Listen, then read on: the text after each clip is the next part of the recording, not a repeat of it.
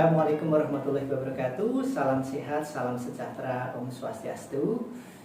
Pada kesempatan hari yang suci ini, saya juga mengucapkan minal aidin wal faizin, mohon maaf lahir dan batin, khususnya kepada pasien-pasien PMJA, kepada para subscriber Rumah Sehat PMJA, dan umumnya kepada khalayak yang memang selama ini sering nonton video-video atau menjadi simpatisan dari Rumah Sehat PMJA.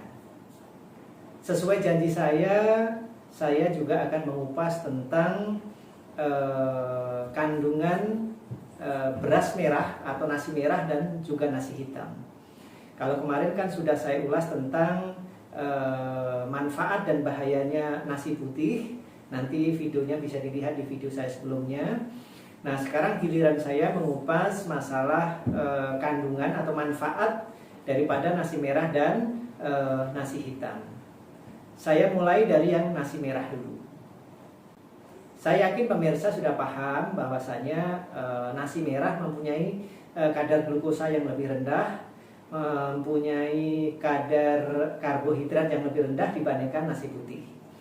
Oleh karena itu, pasti Anda sudah tahu bahwasanya nasi merah lebih cocok untuk digunakan bagi penderita diabetes sebagai makanan pokoknya. Tapi tidak ada salahnya, kali ini akan saya ulas lagi lebih detail. Jadi ini adalah nasi merah yang sudah saya ukur, beratnya adalah 100 gram. Kalau 100 gram itu kalau dituang seberapa sih sebenarnya? Nah, ini adalah 100 gram. 100 gram ini kurang lebih 5 sendok. 5 sendok nasi ya. Kita ulang. Ya, segini ya. 1. Oke. Sendok full lah gitu ya. 1 atau 6 lah gitu. Bisa 6.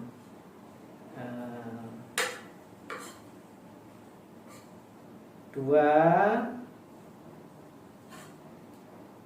3 terlalu banyak nih. 4,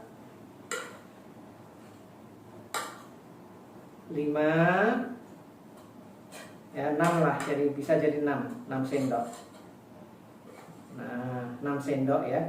Jadi kurang lebih kalau 100 gram itu adalah 6 sendok makan, minimalnya Anda tahu.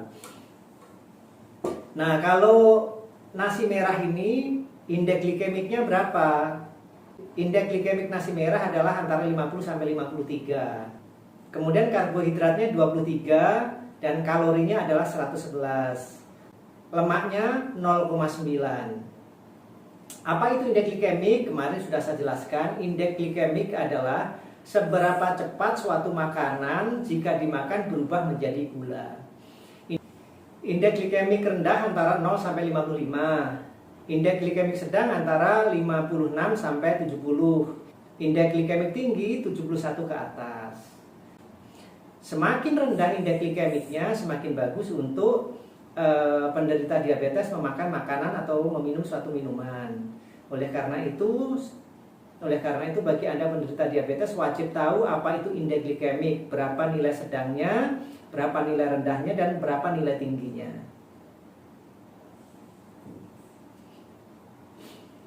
Tetapi kalau di PMJA saya lebih menyarankan bukan hanya indeks glikemik yang jadikan patokan, tetapi beban glikemik.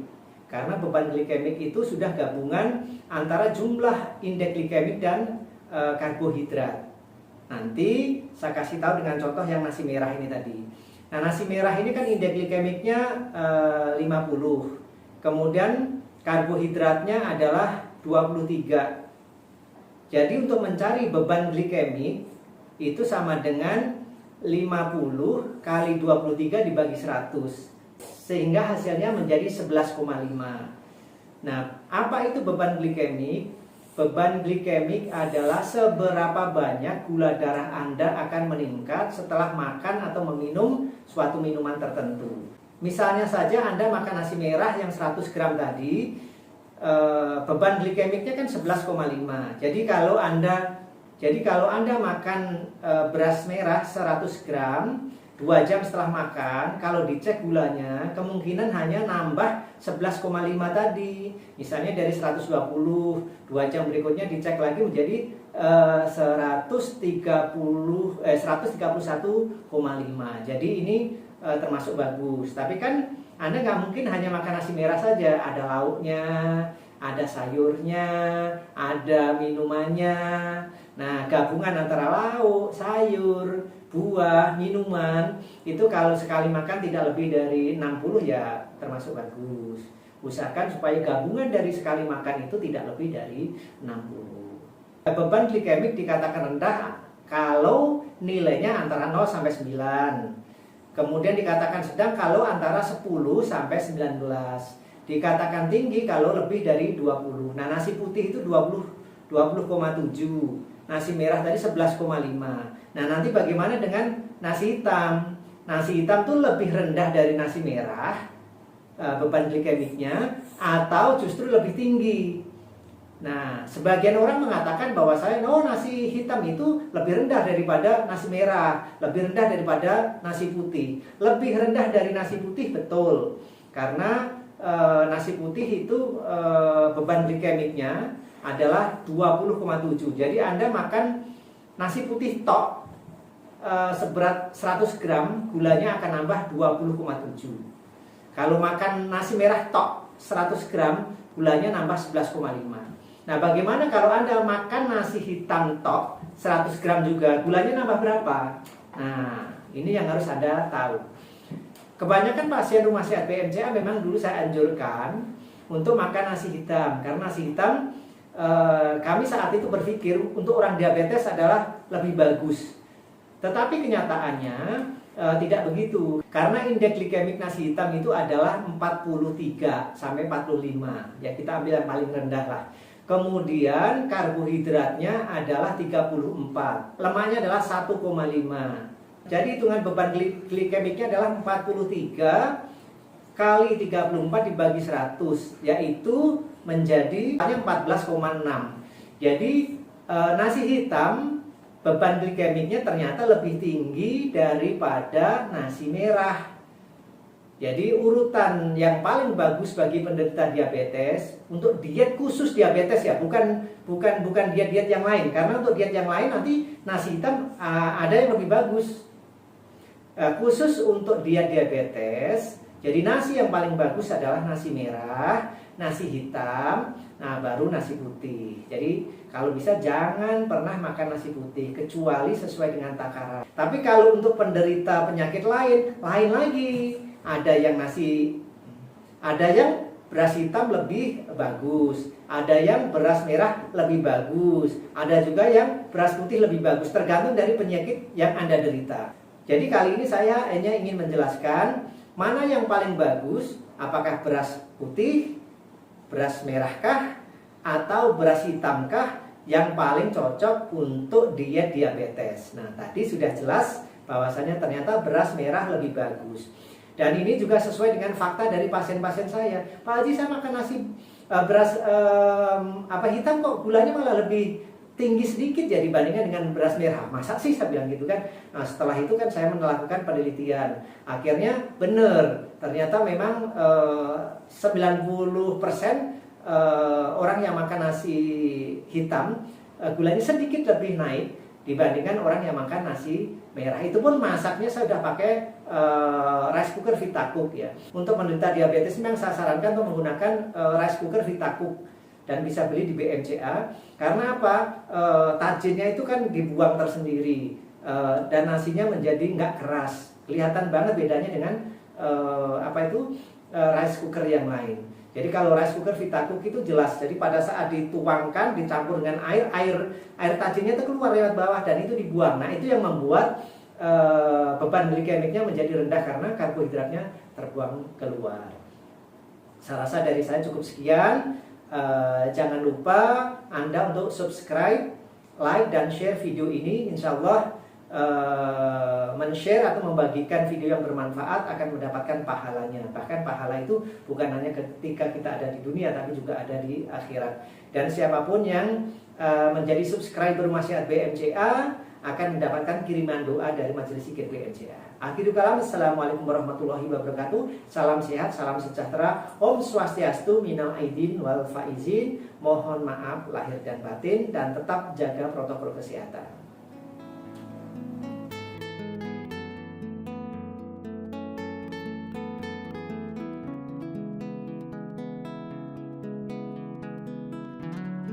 Ini khususan Jasati Waluki, pasien-pasien BMCA, pembeli-pembeli produk BMCA, pengamal-pengamal ilmu BMCA, subscriber Rumah Sehat BMCA yang minta didoakan, para subscriber BMCA Badminton Club yang minta didoakan, para follower Rumah Sehat BMCA dan follower Harborisco Sanjaya yang juga minta didoakan hari ini. Al-Fatihah. A'udzubillahi minasyaitonirrajim. Bismillahirrahmanirrahim. Alhamdulillahirabbil alamin arrahmanirrahim maliki yaumiddin iyyaka na'budu wa iyyaka nasta'in ihdinas siratal mustaqim siratal ladzina an'amta 'alaihim ghairil maghdubi 'alaihim waladdallin amin. Wassalamualaikum Pak Haji. Kabar baik, saya Pak Mangku dari Bangli, Provinsi Bali. Telah mempergunakan obat Pankro. Saya dengar dari seminar Pak Haji di Bali TV. Langsung besoknya saya meluncur ke Tabanan beli obat Pankro. Ambil baru 1 botol. Habis 1 botol, obatnya habis. Sudah 2 kali saya ke sana tidak ada obat. Langsung juga anak saya pernah ke Tabanan 2 kali tidak ada obatnya. Sekarang oleh karena saya mengalami stroke, langsung mengulang lagi beli obat 4 botol. Sampai sekarang minum Pankro. Kadar gula pertama 640. Sudah itu setelah minum 1 minggu, kadar gula saya menjadi 400. Minggu kedua menjadi 300.